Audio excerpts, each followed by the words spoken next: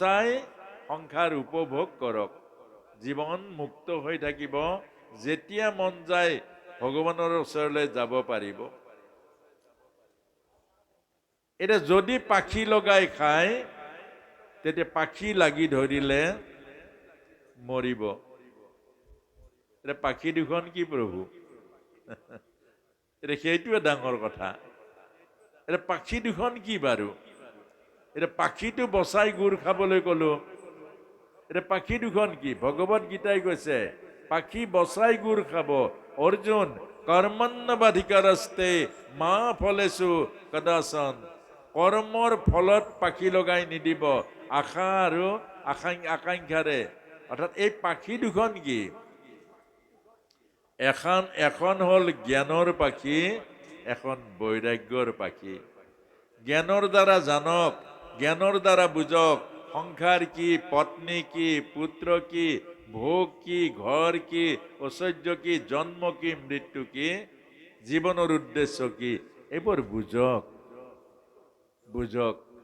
এই সংসাৰৰ লগত আপোনাৰ কি সম্বন্ধ আৰু আচল সম্বন্ধ ভগৱন্তৰ লগত কি সম্বন্ধ, এইটোৱে জ্ঞান আৰু বৈৰাগ্য। জ্ঞান আৰু বৈৰাগ্যৰ পাখি বচাই সংসাৰ কৰক। সংসাৰ ভোগ কৰিবলৈ দিছে প্ৰভুৱে, সংসাৰ ভোগ কৰিবলৈ দিছে প্ৰভুৱে, কিন্তু যোগ নাপাহৰিব। যদি যোগ পাহৰি যায়, অকল ভোগতে লাগি যায়, তেতিয়া শ্ৰীমদ ভাগৱতত কৈছে চতুৰ্থ স্কন্ধত যে ভৰত ৰজাৰ নিচিনা পাবলৈ গৈছিলে ঈশ্বৰক, পালে হৰিণাৰ জন্ম। আপোনাৰ মোৰো একেই কথা হ'ব। আমি পাব লাগিছিল ঈশ্বৰক, আমি পাম পশুজনী, অধজনী। গতিকে এই কথাটোকে আমাক কৰ্মযোগত কৈছে যে জ্ঞান আৰু বৈৰাগ্যৰ মাজেৰে সংসাৰ ভোগ কৰক, সংসাৰ অতিবাহিত কৰক, আৰু এদিন সংসাৰৰ পৰা আপুনি মই মুক্ত হৈ যাব পাৰিম। কোনেও বান্ধিব নোৱাৰে। যদি আপুনি মই বান্ধ নাখাওঁ, কোনেও আমাক বান্ধিব পাৰিবনে বাৰু প্ৰভু? নোৱাৰে। কিন্তু আপুনি মই লাগি ধৰো, এইটোৱে হ'ল দুৰ্ভাগ্য। ধৰিলে মৰিলে, এৰিলে তৰিলে। হয়নে বাৰু? ধৰিলে মৰিলে, লাগিলে জেঙত ধৰক, লাগিলে খুটাত ধৰক, লাগিলে ৰছীত ধৰক, লাগিলে সোণৰ চেনত ধৰক, ধৰিলে মৰিলে। আৰু এৰিলে তৰিলে। আপুনি এৰি দিয়ক, চব এৰা খাই যাব। আপুনি ধৰক, চবে ধৰিব। এটা ধৰিব নে এৰিব? যিটো আপোনাৰ নহয় আপুনি কেলে ধৰে? ঘৰটোৱে কাহানি বা আপোনাক তই মোৰ বুলি কৈছে জানো? আপুনি মোৰ ঘৰ কেলে কৰে? আচ্ছা, ভুলটো ঘৰটোৰ নে আপোনাৰ? এবাৰ চাওক, ঘৰটোৱে আপোনাক কেতিয়াও মোৰ ঘৰ, তই মোৰ কৰা নাই। আপুনি অকল মোৰ ঘৰ। আচ্ছা, ভুলটো কাৰ? আপোনাৰ। ল'ৰাটোৱে আপোনাক মোৰ কৰা নাই, আপুনি মোৰ কেলে কৰিছে? এদিন ল'ৰা দেখোন বোৱাৰীৰ হৈ যাব, এদিন তাৰ ল'ৰা ছোৱালী হ'ব, তাৰ হৈ যাব। আপোনাৰ নহয় ল'ৰাটো, আপুনি মোৰ কেলে কৰি আছে? ভুলটো কাৰ?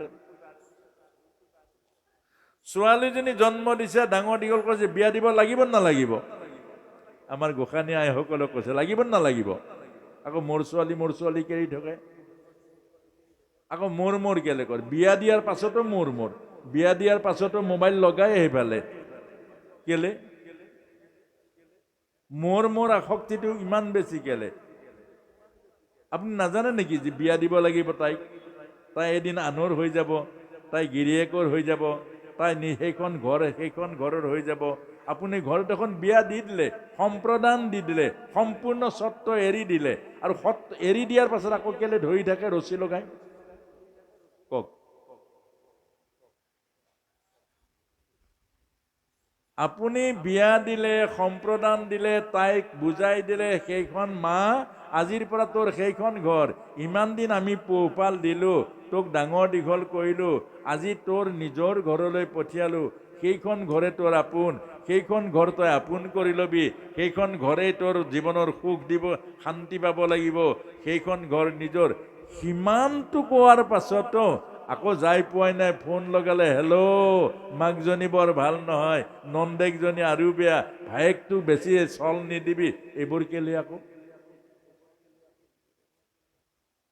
এই ৰছী যিমান লগাব বান খাব, সেইটো কোনে ক'লে? আপুনি নিজে কৰিলে, আপুনিতো কৰিব নাপায়। সেইটো নোপোৱা কামটো কেলে কৰে?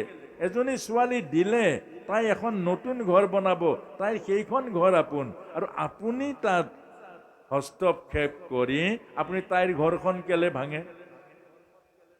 আপোনাৰ বুদ্ধিত চলিব নে তাই শাহুৱেকৰ বুদ্ধিত চলিব? যিজনী শাহুৱেকে এটা ল'ৰা ডাঙৰ দীঘল কৰিছে, সেই ল'ৰাটোক মানুহ কৰিছে, পঢ়ুৱাই শুনাই ডাঙৰ দীঘল কৰিছে, সেই শহুৰ শাহুৰ কথা শুনিবহে ক'ব লাগে। মাও, শহুৰ আৰু শাহুৰ সেৱা কৰিবি তই, সেই শহুৰ আৰু শাহুৱেহে তোৰ স্বামীক দিছে, তই সেই ভেটিটো তই পাইছ, তেওঁলোকক অৱহেলা নকৰিবি, তেওঁলোকক পৰিচৰ্যা কৰিবি, তেওঁলোকক সুখ দিবি, দুখ নিদিবি, তেওঁলোকৰ আশীৰ্বাদে তোৰ জীৱন গঢ়িব, তেওঁলোকৰ পৰা আশীৰ্বাদে তোৰ জীৱনৰ সৌভাগ্য আনি দিব, সেইটোহে বুজাব লাগিছিলে না প্ৰভু? তে আপুনি মই যদি উল্টা বুজাওঁ, দোষটো কাৰ হ'ব? ছোৱালী ঘূৰি অহাৰ পাছতো দোষ হ'ব, ঘৰখন ভাঙিব, ছোৱালী গৈ কৰবাত ভাড়া ঘৰত থাকিব, দেখিব মাক বাপেক খালে প্ৰতিদিন খাও দিব, আৰু প্ৰতিদিন খাও দিলে আপোনাৰ কন্যাগৰাকী জানো সুখত থাকিব? তাৰ মানে আমি সংসাৰী নুবুজা মানুহে এই পাপবোৰ নিজে নিজে কৰোঁ। আকৌ কৈছো, পাপবোৰ আপোনাক খেদি নাহে, আমি পাপক খেদি আনো। আজি মোবাইল পোৱাৰ পাছত মোবাইলটোৱে মিছা কথা নকয়, আপুনি মিছা কথা কয়। মোবাইলে চব সঁচা কথা কয়, ডাটা যিমান দিয়ে সঁচা দিয়ে, হয় নে নহয়? আৰু আপুনি কেলে মিছা কথা কয়? আছে শিৱসাগৰত, ক'লে মই গুৱাহাটীত আছো। ল'ৰা ছোৱালীৰ সন্মুখত দেউতাকে মিছা কথা কয় জানো? আপুনি মোবাইলে হ'ল, ল'ৰাটোৰ সন্মুখত যেতিয়া মিছা কথা ক'ব, তেতিয়া ক'ব দেউতা মিছলীয়া। সিহঁতৰ মনত লাগিবই দেউতাই মিছা কথা কয়, আৰু মিছা কথা কোৱাজনক শ্ৰদ্ধা কেতিয়াও নকৰে,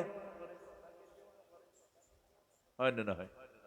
এই কথাটোকে আমাক বুজাইছে যে আমাক সংসাৰে নাবান্ধে, আমাক কৰ্মই নাবান্ধে, আমাক কৰ্মই আগুৱাই নিয়ে, কিন্তু আমি দুৰ্ভাগ্য আমি নিজে নিজে বান্ধ খাওঁ, নিজে নিজে আসক্তিত কৰ্মৰ মাজত আমি সোমাই পৰোঁ। গতিকে মনত ৰাখিব, ভগৱত গীতাই কৈছে কাম কৰক বান্ধ নাখাব, কাম কৰক, কৰ্মৰ স্বীকৃতি আপোনাক দিব, কিন্তু আশা আকাংক্ষা নকৰিব, আৰু কামনা বাসনাৰে কৰ্ম নকৰিব, স্বাৰ্থ কেতিয়াও নাটানিব। গতিকে এইখিনি কথাকে আমাক ভগৱত গীতাই কৈছে। আৰু কৰ্ম তিনি প্ৰকাৰৰ, সত্যগুণৰ কৰ্ম, ৰজগুণৰ কৰ্ম আৰু তমগুণৰ কৰ্ম। এতিয়া সত্যগুণৰ কৰ্ম সত্যগুণৰ আহাৰৰ পৰা হয়, ৰজগুণৰ কৰ্ম ৰজগুণৰ আহাৰৰ পৰা হয়, আৰু তমগুণৰ কৰ্ম তমগুণৰ পৰা আহাৰৰ পৰা হয়। অৰ্থাৎ গুণবোৰ খাদ্যৰ পৰা হয়। মনত ৰাখিব, আমাৰ ভিতৰত থকা ত্ৰিগুণ যিটো মায়া, অৰ্থাৎ সত্যগুণ, ৰজগুণ আৰু তমগুণ, এই তিনি গুণ আহাৰৰ পৰা হয়। সত্যগুণৰ আহাৰ যদি আপুনি গ্ৰহণ কৰে, তেতিয়াহ'লে সত্যগুণ আহিব আপোনাৰ মোৰ মাজত, আৰু সত্যগুণৰ বিচাৰ শুদ্ধ বিচাৰ।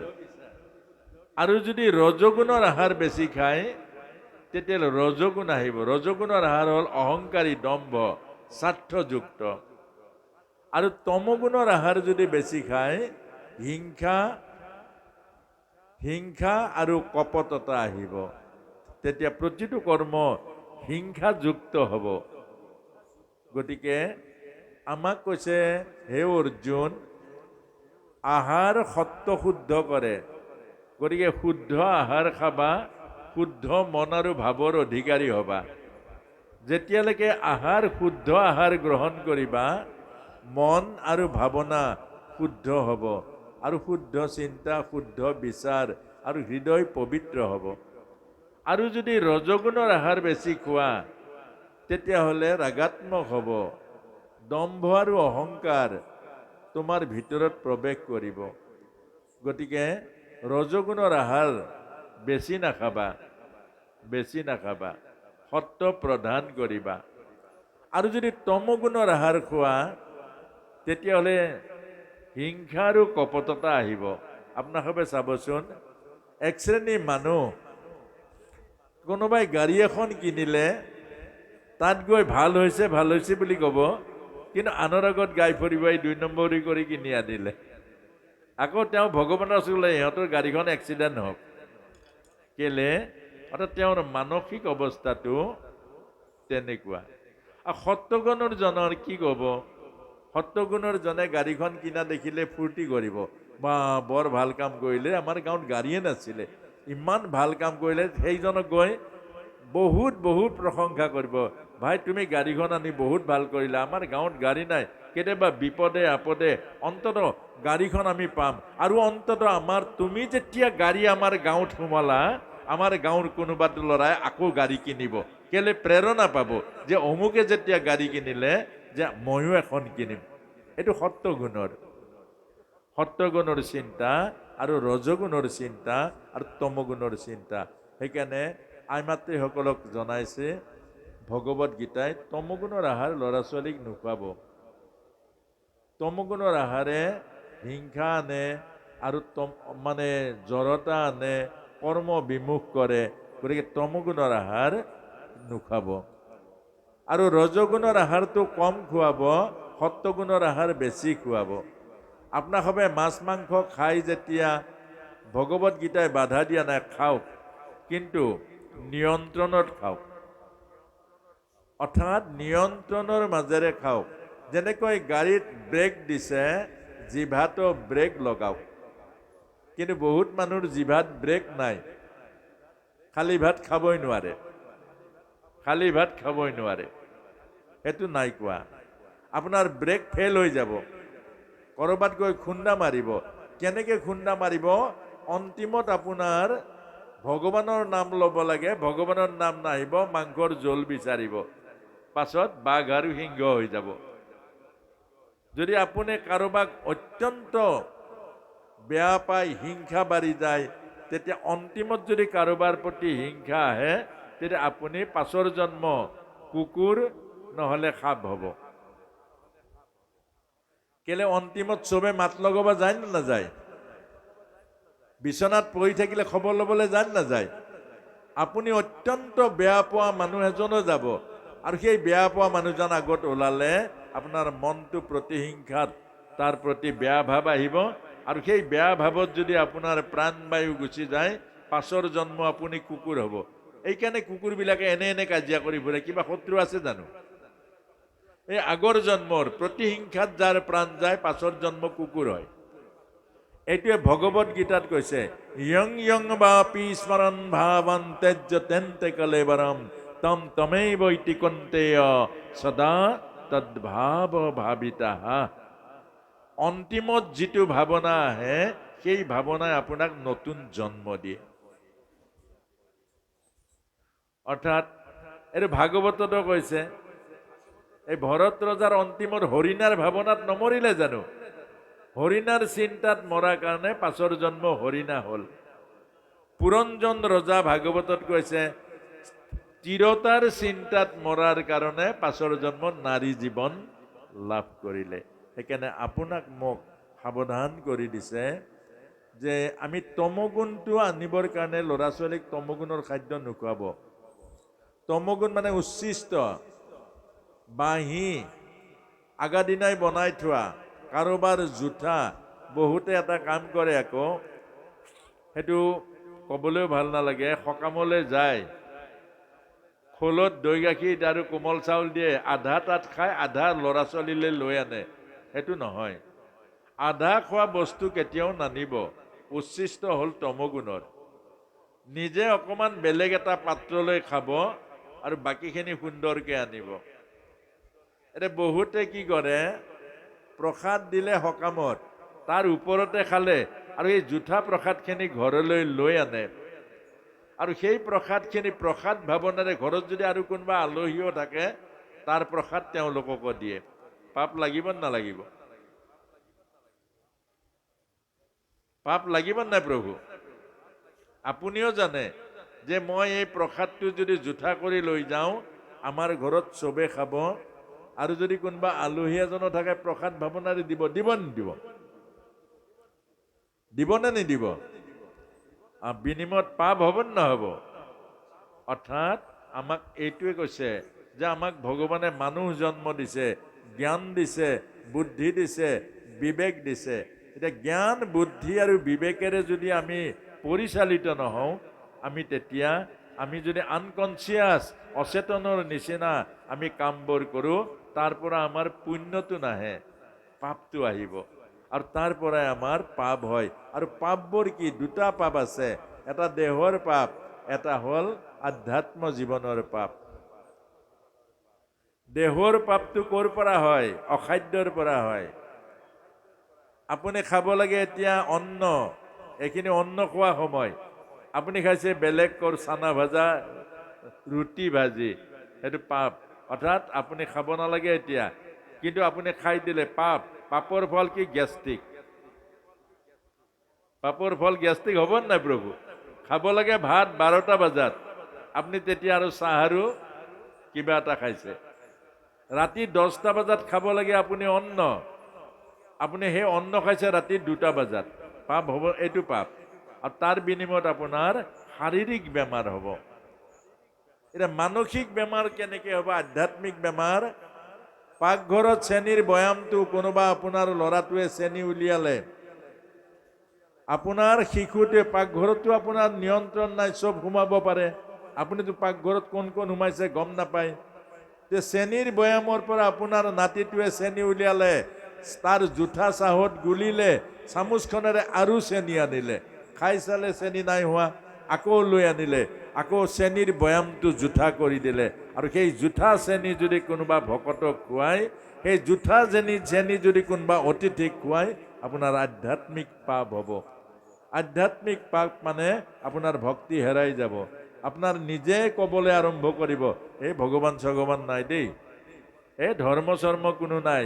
আপোনাৰ নিজৰ পৰা এই আধ্যাত্মিক পাপ হ'ব।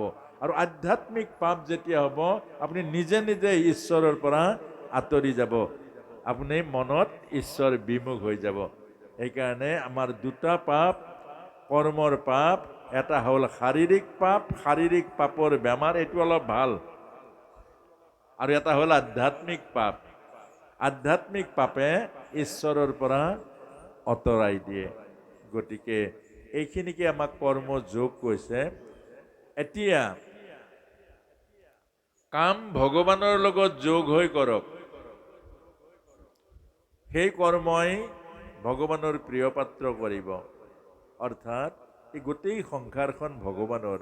আকৌ কৈছো, ঈশা বাস্য ইদম সৰ্বম যৎকিঞ্চিত জগতং জগত তেন ত্যক্তেন ভুঞ্জিথা মা গৃধা কস্যচিৎ ধনম।